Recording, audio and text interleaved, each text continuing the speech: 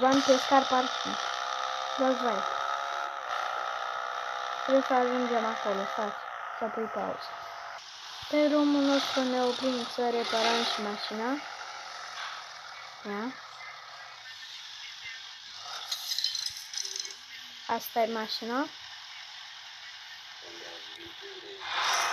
Așa. Cum îi dăm în drumul nostru.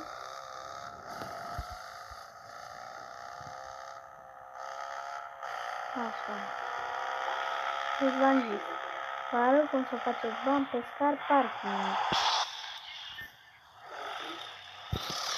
Revenim când ajungem acolo. Gata, am ajuns. Așa, punem mașina aici. Să nu încurcăm traficul. Bun, aici e perfect. Bun. Și o să vă arăt, mergeți și mergeți. Și vedeți o recepție. Vedeți o recepție. Și vă băgați aici. Vedeți că scrie acolo 50. Când trece o mașină, voi luați când trece 50 în plus. Asta am fost. Pa, pa.